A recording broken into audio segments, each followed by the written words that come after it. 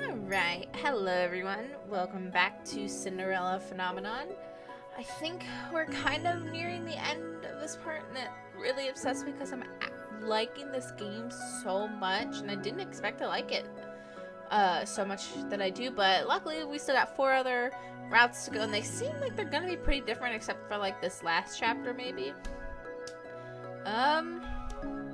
Yeah. So we're about to storm into the castle to try to rescue my father, who's almost gonna be murdered for his crown. I only need one more good deed, so that's probably what this is gonna do.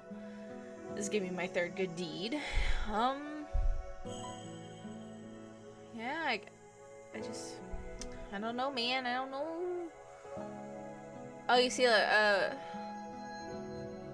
was looking at these images here, like, this is for Karma, or Claude.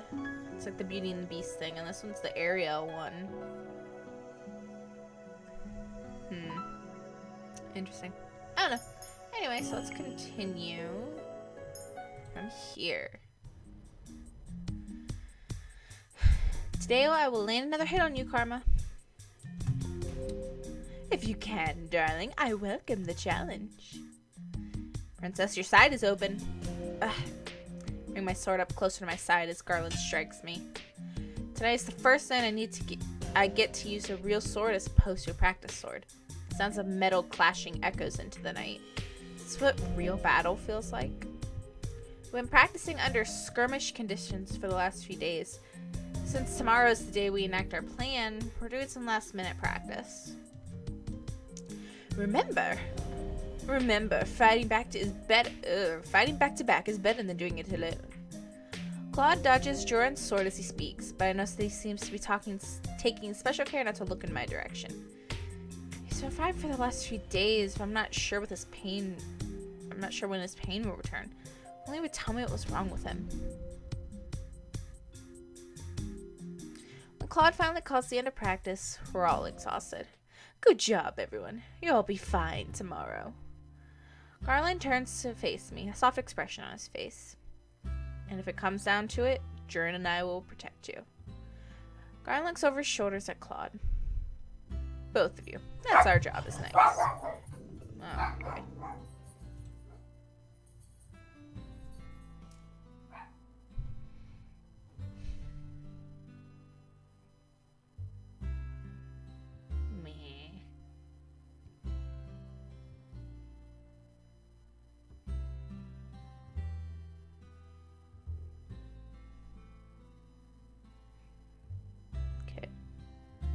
Dogs just like to randomly bark.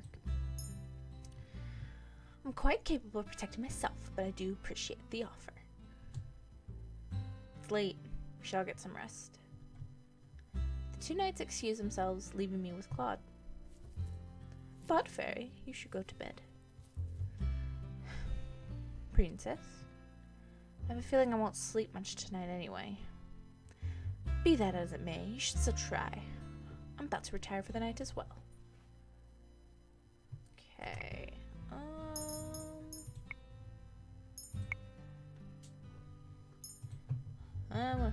About what? Claude takes a step back and I stare as his hand absently moves his chest. Are you really okay, Claude? I've been perfectly fine this past week. He's lying. He's obviously in pain. Why do you have to keep your pain a secret? Why won't you talk to me? Ooh. I've told you before that some things are better kept a secret, Princess. Claude sighs out, then leans forward to set a hand on my head. But, Fairy, promise you'll stay behind me if we're attacked. And if at any point it looks like we may not make it, you should run as fast as you can back to the marchen. That is cowardly. But, Fairy, don't you remember what I said before? Sometimes running is the right thing to do. Never run into an impossible situation. Instead, live to fight another day. Promise me you'll stay behind. Please, Bud Fairy, give me the peace of mind. Meh. Meh.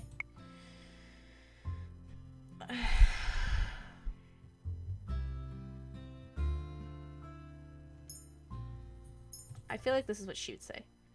can't promise that. Princess, I'll be fighting right beside you if it comes down to it. I'm going to protect him. Staying behind him will only have him suffering because of me. Stubborn until the very end? I only want to be on equal footing with you. Claude sighs but does not say anything. Let's attempt to sleep in preparation for tomorrow. When this is all over, I'll pray Claude's secret. Dang it.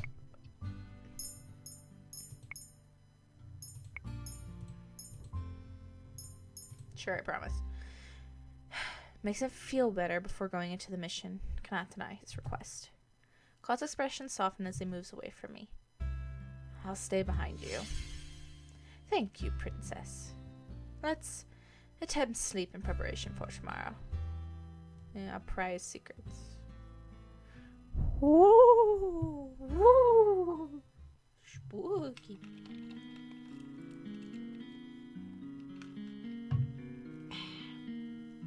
Tonight is the night, and everyone is just about ready to go.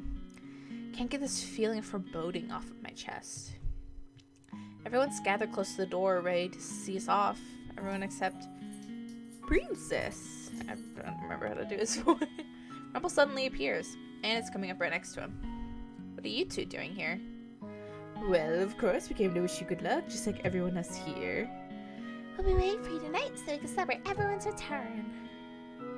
Be careful. I have a set voice for him. He wasn't here enough. Emmeline, who has been everywhere with her brother since I came here, standing right beside him now with a smile. I'll pray for your safe return. Her smile wavers. I can tell she is uncertain. She is the great knights of Caldria, 2 witches and a prince. She'll be fine. Rod's responses are curt as usual. I cannot help but notice the hesitance in his voice. Even though he stares at me without expression, I think I can see a tinge of worry in his eyes. Rest assured that we will keep the princess safe. We're not going to let Alcaster get away with what he did to Angel and his royal family. Oh, excuse me. Parfait steps forward last. She and Delora glance at each other. I feel as if some secret message bounces between the two of them. Delora nods ever so slightly before Parfait turns to the rest of us. Her eyes eventually fall on me. You've changed since you've been here, Princess, but your dedication resolve never wavers. It's always been in there, just beneath the surface. Stubbornness or resolve? It's as if Parfait is able to read my thoughts. She smiles as she sets a hand on my shoulder. Your dedication is very much like King Gennaro's. You are proud and honorable, and always take steps in the right direction. That's why I know you'll be back tonight. Just as Rumple said, we'll all be waiting for you. All of you. Stay safe tonight. I nod my head as everyone gathered around begins to repeat their hearty goodbyes. It is Delora who walks away first. We all follow behind. The night has just begun. Our way to the palace gates is uneventful, but we pause some distance away from them to make shelter in a nearby alley. There are knights everywhere. Waltz points to what looks like a regular section of the wall. There's the hidden door of the tunnels. If we time it right between the knights' patrols, we should be able to make it. On my signal. Claude puts a hand on my shoulder and squeezes.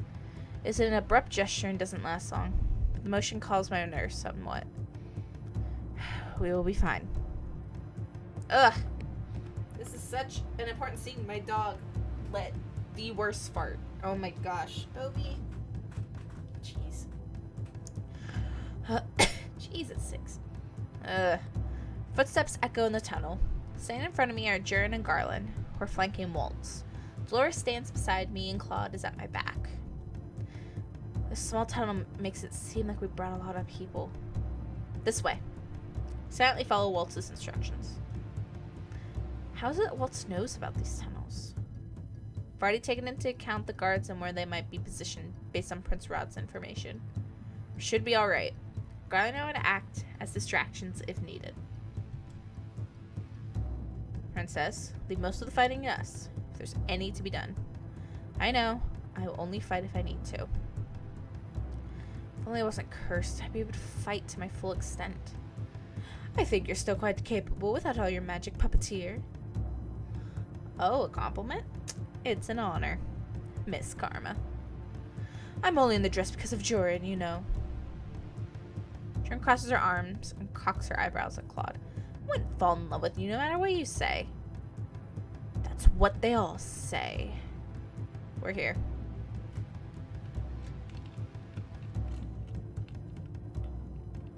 I'm curious. Am I not falling in love with him, like, in the normal way because of his curse? Because I'm also cursed? I would assume that's the reason. Can't think of any other women that are cursed in the tavern. Suddenly everyone goes quiet. I feel a lot heavier as I stare at the staircase in front of me. It should lead to the throne room. I did not know we had a secret passage in the throne room. How much does Waltz know about the palace? Immediately after we step into the throne room, we split apart to avoid the guards' gazes. Excuse me. I sit close to Claude and Waltz as the lure conjures a blanket of shimmering fog that envelops the guards. Watch as the guards' eyes close before they slump to the ground. Delora drops her hands once all the guards are truly asleep. Amazing how intolerant humans are to magic. Let's keep going. Getting through the palace is no easy feat. Hallways that were easy to get through before are difficult to traverse, now with all the soldiers standing around. Delora casts a spell to silence her footsteps into quiet muffles, but moving is still difficult, especially with such a group. Eventually we arrive just outside the tunnels that should lead to the castle's prison. I will stand watch. Be careful, Waltz. I will. We enter another network of tunnels. Joran, Garland, after you. Joran glances at me briefly, and then Claude, who nods, a little stiffly. We'll be right back. In accordance with the plan, Claude and I are left at the hallway point of the tunnels to ensure a clean escape as Delora, Joran, and Garland continue on to the prison. They should be fine, but I'm still worried. My eyes wander to Claude and I bite down on my lower lip when I notice that his hand is once again raised to his chest. I find myself reaching out to grab Claude's hand, but he swiftly pulls it away. The glare on his face takes me by surprise. Why is he so angry? Claude puts a hand to his chest and he flinches as he leans on the wall. Not now. His voice sounds pained. What is he talking about? Claude. I just need some space, princess. But I am fine. I can't help but feel irritated at the way Claude snapped at me. I'm sorry, I don't mean to be this way, but it's... Trails off his eyes distant. Because of your curse, right? Most of the time he is sociable and a pleasure to talk to. Then he reverts to this state. So he's two different people. I don't understand why he's like this. Why do I care so much for someone who keeps secrets?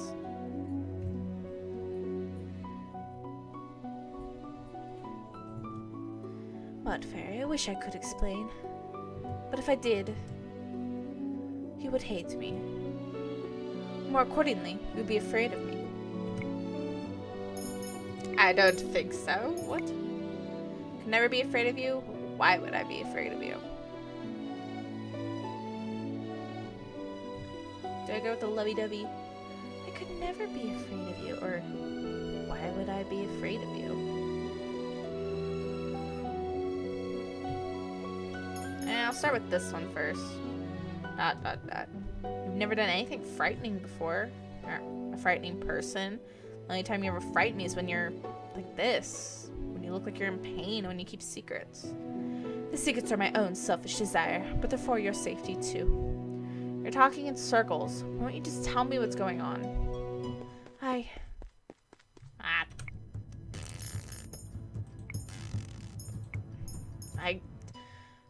She's never lovey-dovey with her words, so dang it. What is there to be afraid of? Claude wears a pained expression as he looks at me.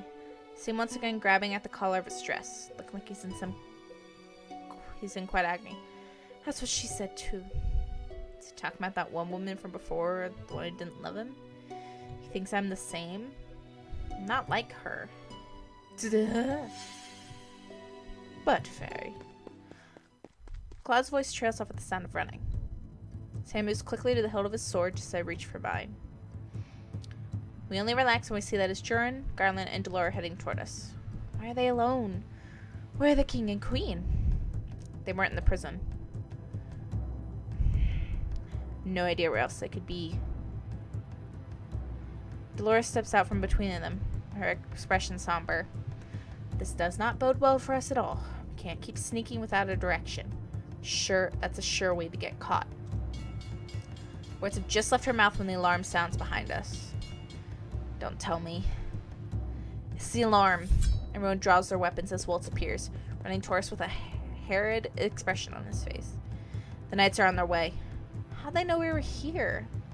In seconds I hear the clanking of metal, and then there are knights upon us. We're forced to scatter to deal with different opponents. Ugh. The guard rushes at me with his sword, and I somehow manage to block his attack. I should be able to wind around him. Knight falls after I catch him from behind and give Claude an opening to attack him. But Fairy, stay behind me. Promised I would, remember? Let's keep it that way. A smile flashes across his face, and for a few moments, he seems more like the Claude I know. Ah! Knight manages to separate Claude and I, leave me by myself. Grabs my arm. And hand me. Ooh. Watch in shock as a shimmering frog surrounds my attacker. His eyes closing as he slumps to the ground. It's only the first to fall. Seconds later, most of the knights in my immediate vicinity have fallen to the ground. I can tell by the subtle rise and fall of their chests that they're asleep. Sorry, I couldn't focus long enough to cast that spell earlier. Delora drops her hands and turns to address Waltz, Claude, and I. Head toward the entrance hall. The king must be in one of the central rooms. Jurin, Garland, and I will head to the bed chambers in the east wing to look for the queen.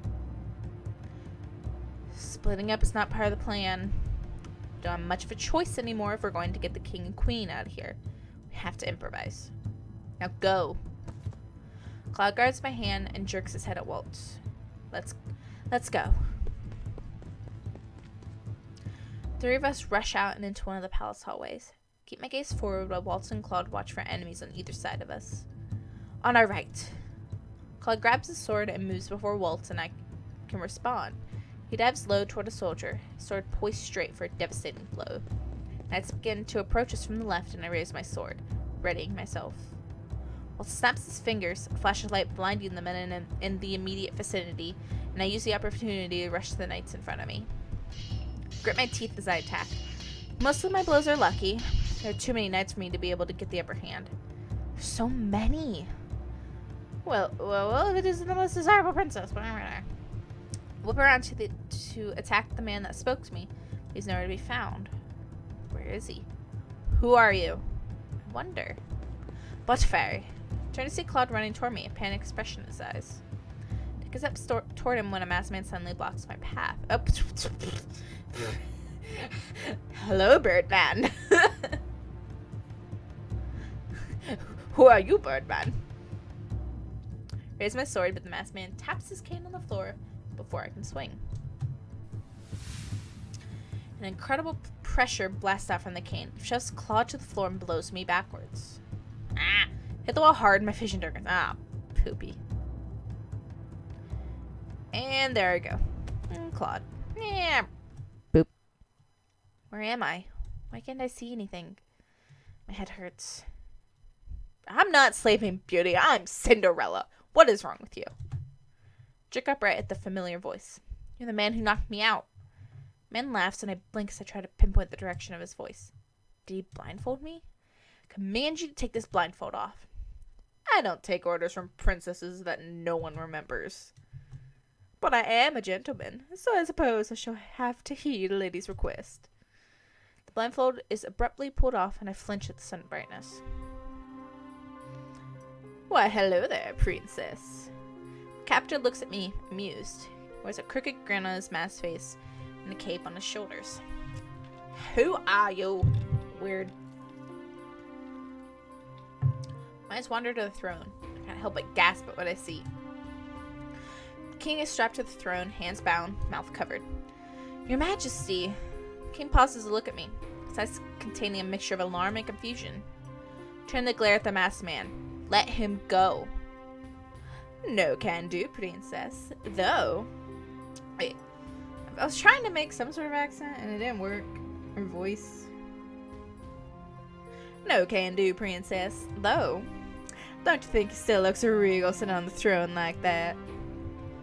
I grit my teeth as I begin to struggle against my bonds. Struggle all you like. You won't get out of those knots anytime soon. Who are you? The masked man drops in an elegant bow. I'm called Varg. Varg? Yeah, Varg. What have you done to my father? Me? Nothing. Well, nothing much. I guess gagging a person and tying their hands behind their back counts as something. You working for Sir Alcester? I don't work for anyone. So he's a mercenary? The door flies open and Alcester steps in, his face full of anger. Mithras, the fool. How absolutely useless he was. Varg gives a dismissive shrug. He regards me again with his mischievous smile. Well, I do agree with that wholeheartedly. I'm man in the past. Here in the present, we have someone far more interesting to deal with. Varg gestures at me. Glare at Varg before turning my gaze to Alcester. Used to think Alcester was someone to be respected. Not anymore. If it isn't the princess herself. You remember who I am? Once Mithras made the connection, it was too obvious to be false. Could Sir Mithras remember me? Alcester shifts his attention to the king. Janara, do you not remember this girl as your own blood daughter? My eyes meet the king's, but I see no recognition in his gaze. He cannot remember me. I haven't managed to break my curse yet. What are you going to do to my father? To the kingdom? Everything I do for the kingdom.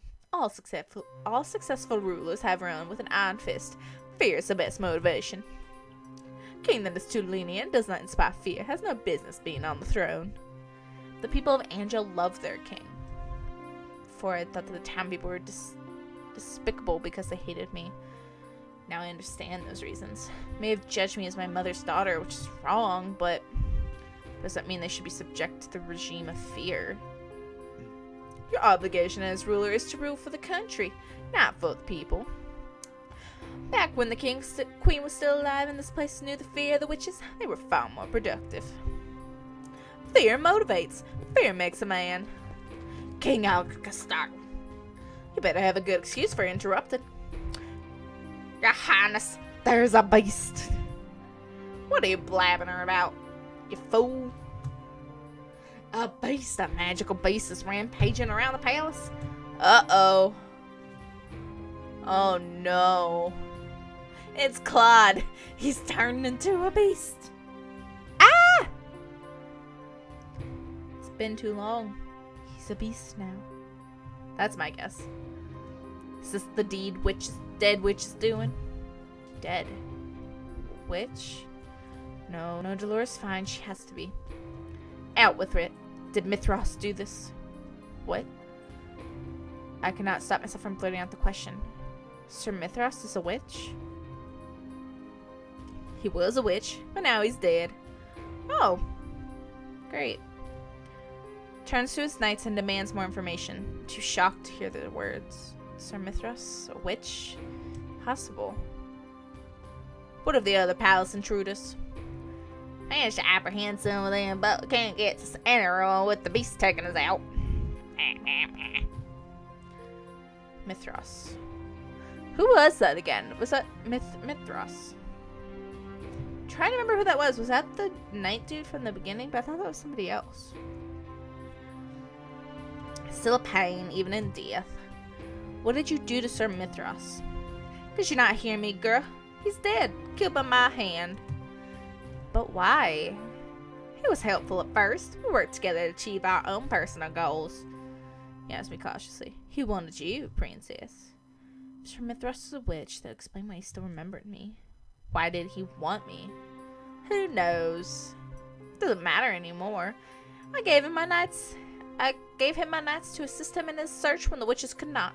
In the end, that fool was too power hungry.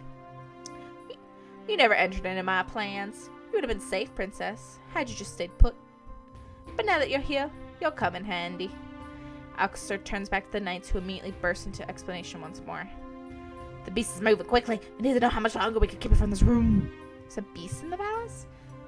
And it's Sir Mithras doing? I'm confused. What about the others? Are they okay? Let me go, Alcaster. You're not going anywhere. Sounds like some of your friends are very persistent. They'll be coming for you. And when they get here, I'll kill them. Where's my spacebar? Okay. You, princess, are going to make an excellent bait.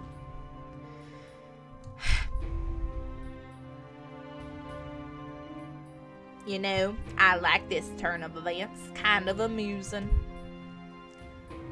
You, tell me, what all of this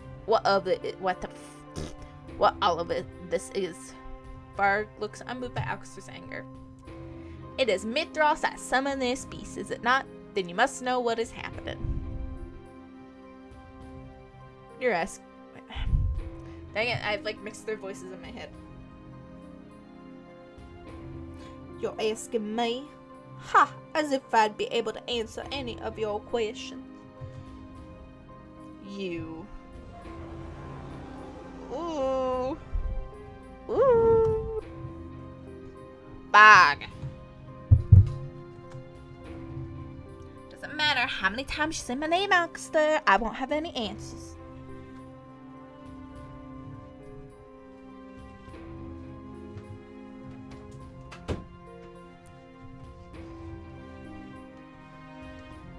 There we go, shutting my door. Ugh. Sir Alcaster turns to me, his eyes manic. Whether this is Mithras magic or magic belonging to one of your friends, I'm not gonna let it live. Could Delora create a beast out of thin air? Sir Alcaster draws his sword from his sheath and curses under his breath. I squirm, desperate to try to find some kind of break in my restraints. Varg surprised me, however, by reaching out and cutting the ropes, binding my arms with a sword that I recognize. You have my sword. I stand up as quickly as I can and grab the sword from him. Oh, hold on. I've got to answer.